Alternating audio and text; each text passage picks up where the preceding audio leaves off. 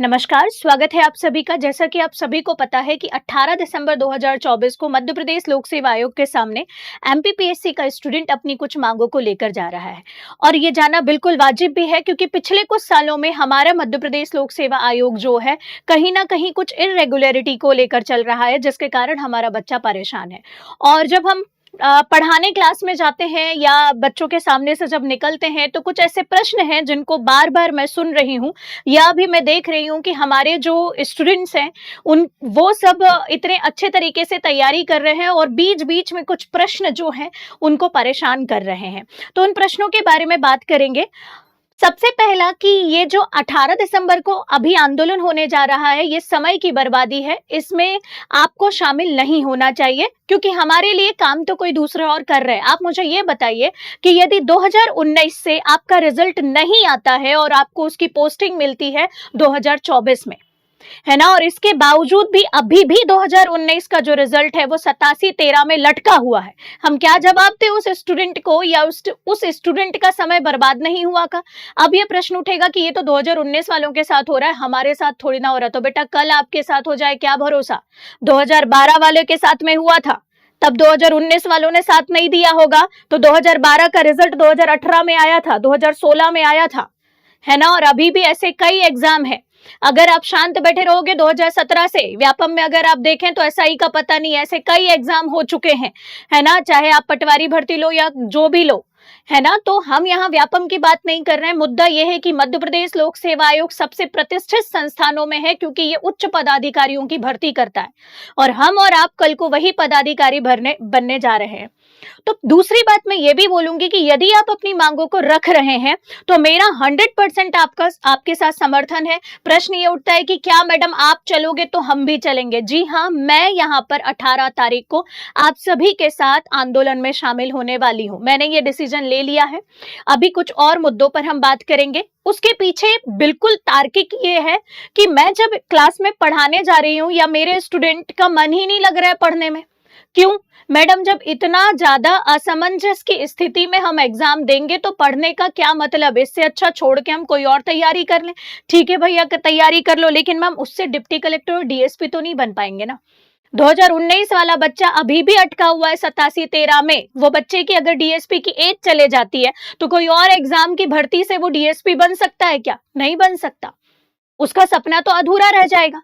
दूसरी बात यह होती है कि कॉपी हमको दिखाना है, तो कॉपी की मांग बिल्कुल वाजिब है। क्यों? 2019 से लेकर अभी तक बच्चे ने जो गलती करी है, क्योंकि अगर वो बच्चा प्रीलिम्स क्वालिफाई कर रहा है, अगर वो बच्चा मेंस क्वालिफाई कर रहा है, मतलब बात तो है उसमें, वो पढ़ने वाला बच्चा है। और मेंस का बच्चा अगर ये मांग कर रहा है, मतलब अच्छा खासा दिमागदार बच्चा है जो चाह रहा है कि मेरी गलती कहां हुई है, मैं उसको सुधारूं, है ना।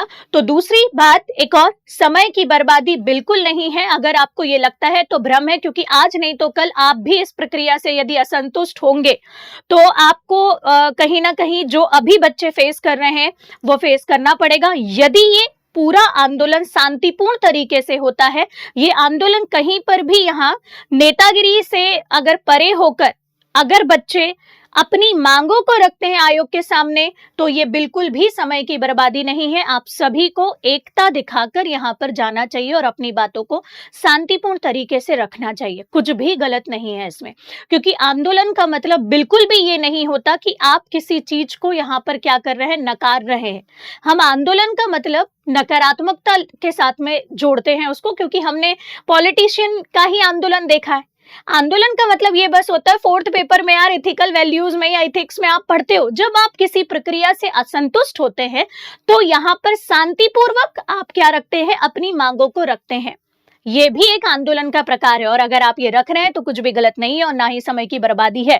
अदरवाइज एग्जाम नहीं आएगा तो उससे ज्यादा समय की बर्बादी हो जाएगी। यदि आपके भाई बहनों ने ये साथ बनाया है और इतने एकता के साथ में आगे बढ़ रहे हैं, तो आपको इसको साथ देना चाहिए। दूसरा सबसे सेंसिटिव मुद्दा है, टीचर्स और कोचिंग संचालक ना आए। अगर आप देख रहे होंगे तो मैं सैल्यूट करती हूँ उन टीचर्स को जिन्होंने यहाँ पर बच्चों का सपोर्ट दिखाया, क्योंकि मुझे ऐसा लग रहा है जो स्थिति मेरे सामने आई है वो स्थिति उन टीचर्स के सामने भी आ रही होगी कि उनके सामने उनका स्टूडेंट परेशान हो रहा है।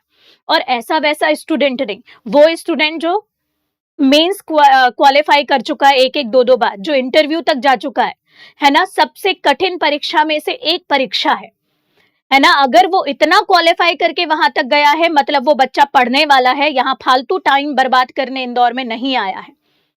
और उस कंडीशन में हम उनको मार्गदर्शन प्रदान करते हैं कि ऐसे पढ़ो, ऐसे पढ़ो, ऐसे पढ़ो।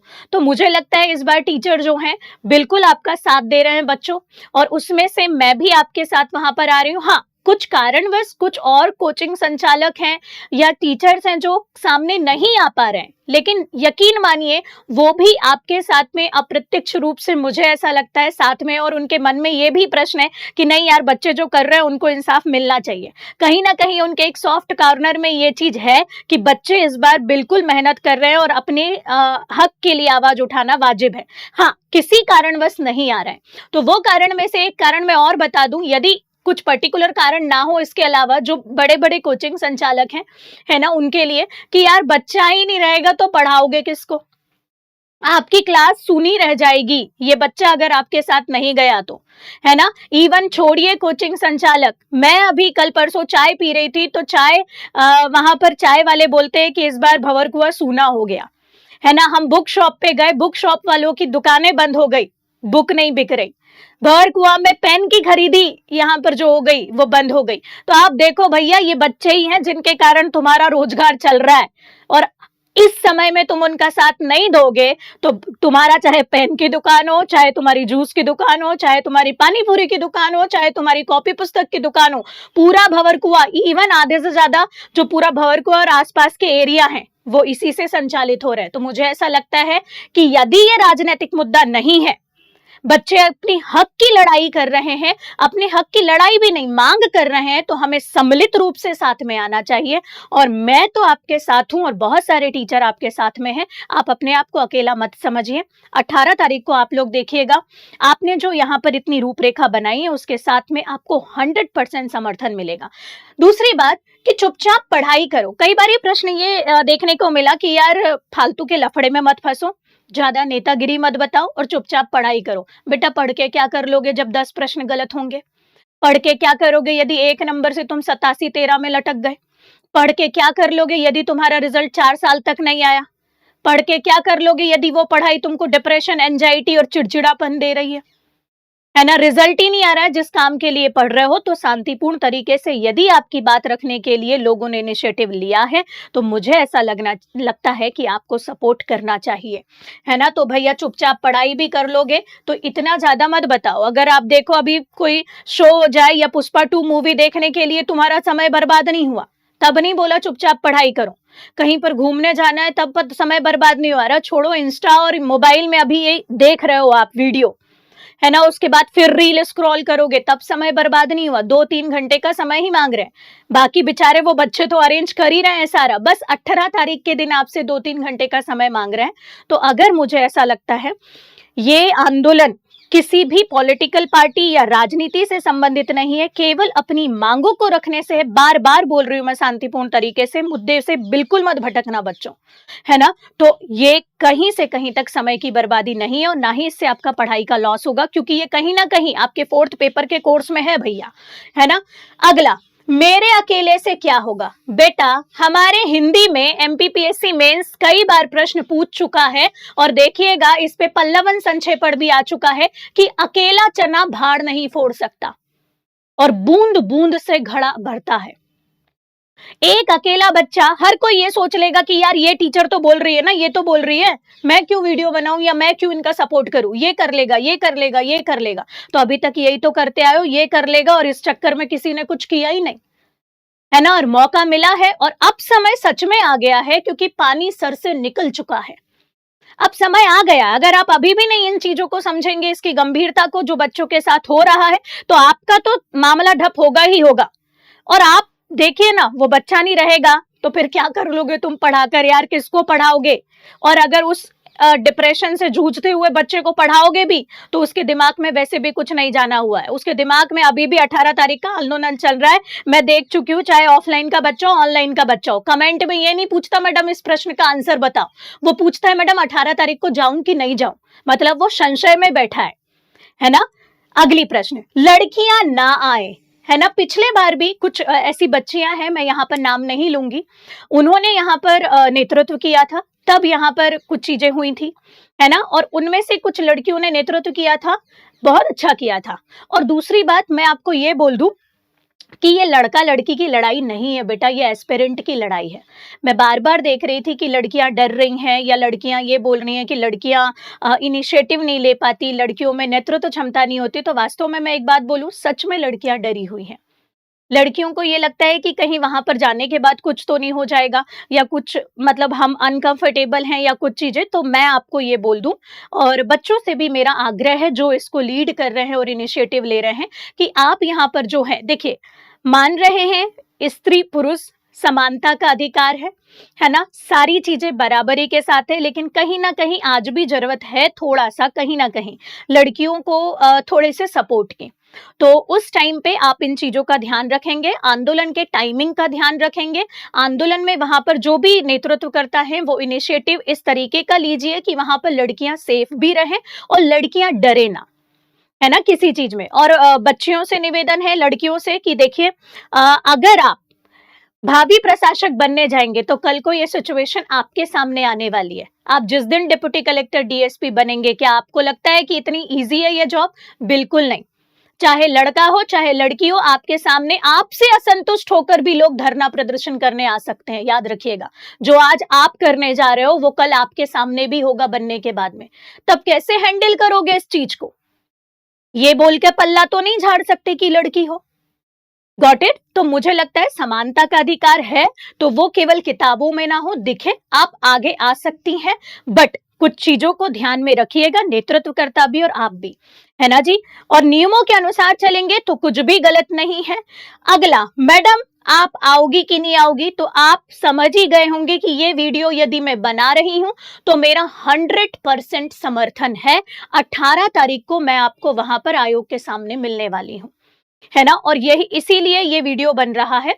और दूसरी बात, यहां से मैं मेरे वीडियो के माध्यम से मेरा समर्थन आपके सामने प्रदर्शित कर रही हूं। दूसरी और सबसे महत्वपूर्ण बात, यहां पर समर्थन, क्योंकि मैंने अभी इतने दिनों तक देखा, बच्चे यहाँ पर जो है अप्रिशिएट करूंगी उन लोगों को, क्योंकि इस बार जो है ये जो मुद्दा है कहीं से कहीं तक राजनीतिक मुद्दा नहीं है। ये जो मुद्दा है केवल एक असंतुष्ट विद्यार्थी जो है अब किताबों और पेन की जगह धरना प्रदर्शन करने के लिए निकल गया है, और वो बच्चा जो मेंस क्वालिफाई करने की अपने आप में हिम्मत रखता है, मतलब वो पढ़ा लिखा और दिमागदार बच्चा है ना, और उस सिचुएशन में है जो एक कुशल मानव संसाधन बन सकता है, लेकिन किसी कारणवश वो पूरी परीक्षा की प्रणाली से असंतुष्ट है और उसकी एनर्जी उसको इस तरफ लगानी पड़ रही है ना। तो यहां पर अगर ये शांतिपूर्ण तरीके से हो रहा है, जो कि मैं देख रही हूं अभी तक, और 18 तारीख को भी हमको यही प्रदर्शित करना है कि हम बिल्कुल शांतिपूर्ण तरीके से आंदोलन करेंगे, मेरा समर्थन 100% है ना। और इससे कुछ होने वाला नहीं है। तो बेटा हाथ पे हाथ धरे रहने से क्या होने वाला है? नहीं मामा से काना मामा भला, ये भी पढ़ते हैं 5th पेपर में हम, लोकोक्ति मुहावरों में, है ना। कुछ नहीं से कुछ तो भला।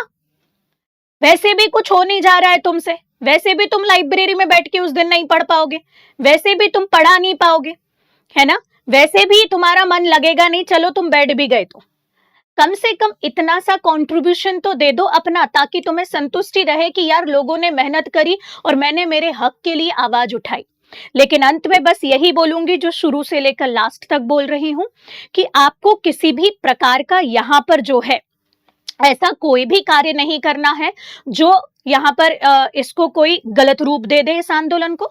दूसरी बात, आपको शांतिपूर्ण तरीके से अपनी बातों को रखना है, मांगों को रखना है। इन बातों का विशेष ध्यान रखना है कि आपने जो मांगे रखी हैं, जो आपने मांगे बताई हैं, कॉपी चेकिंग की 87-13 का मामला जो है, या फिर आयोग नियमितता को अपनाए, जो भी अनियमितताएं हैं वो दूर हो, प्रॉपर आपका एग्जाम हो, वैकेंसीज आपकी प्रॉपर आए, सही रेशो आए उसका, पद ऐसा ना हो कि 10, 20, 30 या 100 पद आए।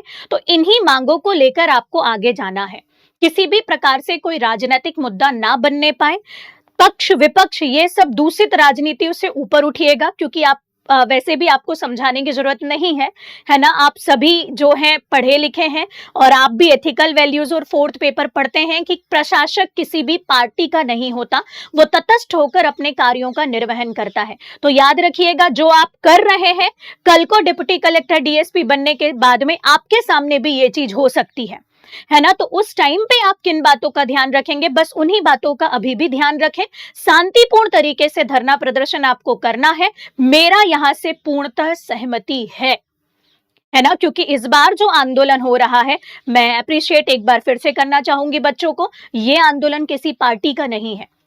यहां पर ये आंदोलन सिर्फ और सिर्फ एक परेशान विद्यार्थी का है, अपने हक की लड़ाई का है, अपनी बातों को रखने का है, और जो बातें बिल्कुल सही है। बहुत बहुत धन्यवाद, मिलते हैं 18 तारीख को।